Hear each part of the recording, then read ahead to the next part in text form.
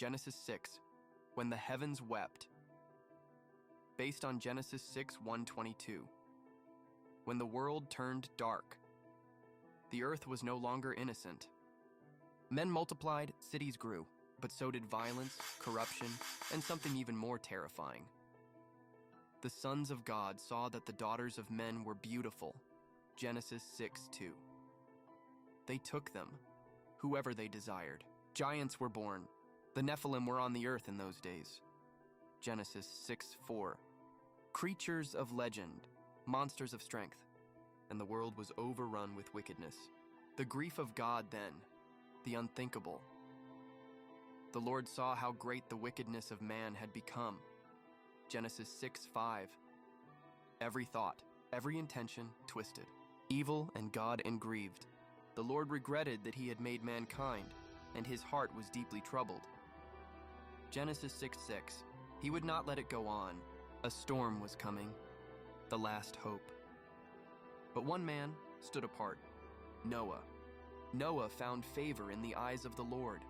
Genesis 6:8. Blameless, faithful, chosen, and God gave him a mission that defied logic. Build an ark. Genesis 6:14. A giant wooden vessel, 300 cubits long. While the skies were still clear, while the world laughed, time was running out for 120 years, the hammer rang through the valleys. Each strike a warning, each beam a prophecy. I am going to bring floodwaters on the earth. Genesis 6:17. Animals would come, 2 by 2. The world would drown. Only those inside the ark would survive. The final dawn. And then, the sky changed. Clouds gathered like armies. Thunder rolled like a beast awakening. Noah stood at the door of the ark, and God shut him in. Then the Lord shut him in. Genesis 7:16, the first drop fell, and the world began to end. The lesson, the Lord is patient, or not wanting anyone to perish. But the flood came. 2 Peter 3:9-10, referring back to Genesis.